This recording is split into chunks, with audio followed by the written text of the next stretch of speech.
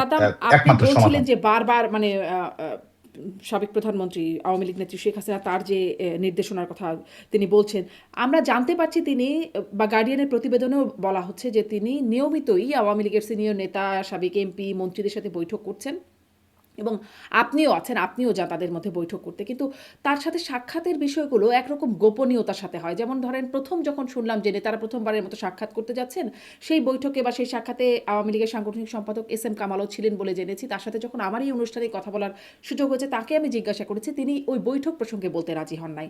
সম্প্রতি যুক্তরাজ্য আওয়ামী লীগ এর ৫ জন প্রতিনিধি দেখা করে এলেন শেখ হাসিনার সাথে। সেখানেও আমি যোগাযোগ করেছি সিলেটের সাবেক মেয়র আনোয়ারুজ্জামান চৌধুরীর সাথে। তিনি অন্যান্য বিষয়ে বলতে চান, কিন্তু এই বৈঠক সম্পর্কে বলতে চান না। এখানে কি কোনো গোপনীয়তাটা রাখা হচ্ছে? মানে কেন রাখা হচ্ছে এই গোপনীয়তাটা? দেখুন, এটা যদি গোপনীয় থাকতো তাহলে তো এই খবরগুলো বাইরে আসতো না, না। কিন্তু কি কথা আরেকটি হচ্ছে হচ্ছে সেটি যে কিন্তু গোপন। সেটি আওয়ামী কিন্তু লীগ জানা সভাপতি যাচ্ছে না। বঙ্গবন্ধু কন্যা দেশরত্ন, হুম।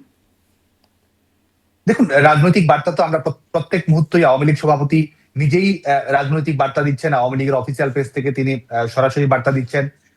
দলের বক্তব্য তো প্রত্যেক মুহূর্তে পরিষ্কার করা হচ্ছে। দলের বক্তব্যের মধ্যে তো কোনো ধরনের কোনো গোপনীয়তা নেই।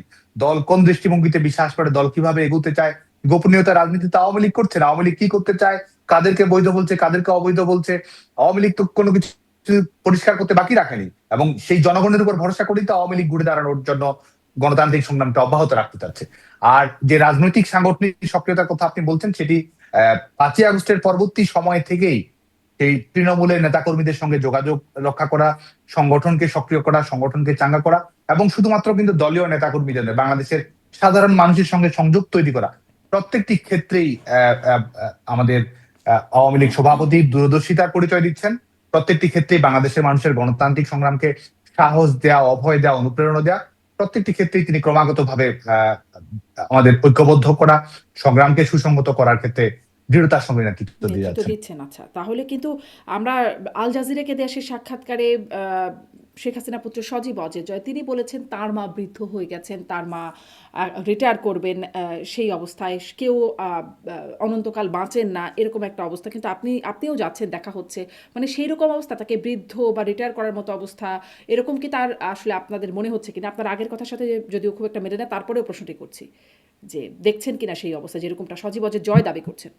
দেখুন, এটা একটি একটি প্রশ্নের প্রেক্ষিতে সে উত্তরটি দেয়া, এবং এটি আমাদের যে রাজনৈতিক কর্মপরিকল্পনা, আমাদের দলের যে কর্মপরিকল্পনা রয়েছে, এটির গণতন্ত্রকে ফিরে এনে এবং শেখ হাসিনার একটা ঐতিহাসিক স্বদেশ প্রত্যাবর্তন, যেটি বাংলাদেশের গণ আন্দোলনের মধ্য দিয়ে, এটির সঙ্গে আসলে কোনো ধরনের বিরোধাত্মক পরিস্থিতি তৈরি করে বলে আমি মনে করি না। আচ্ছা, মানে নেতৃত্ব থাকছেন না শেখ হাসিনার, তেমনটাও সজীব জয় দাবি করেছিলেন যে দেশে প্রত্যাবর্তন করলে সেটি শেখ হাসিনার নেতৃত্বে হবে না। মানে নেতৃত্ব নিয়ে কি কোনো কোন্দল আছে দলে?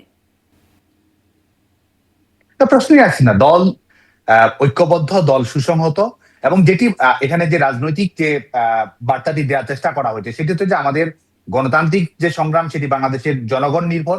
আওয়ামী লীগ রাজনৈতিক দল হিসেবে সেই সংগ্রাম করবে, এবং শেখ হাসিনা সেই লড়াই সংগ্রাম এবং ঐক্যের প্রতি, এবং আমরা বিশ্বাস করি যে আমাদের যে গণতান্ত্রিক সংগ্রাম চলমান রয়েছে, এই সংগ্রামের সফলতা, শেখ হাসিনার স্বদেশ প্রত্যাবর্তন, এই সবকিছু আসলে একই বিন্দুতে মিলে আসে।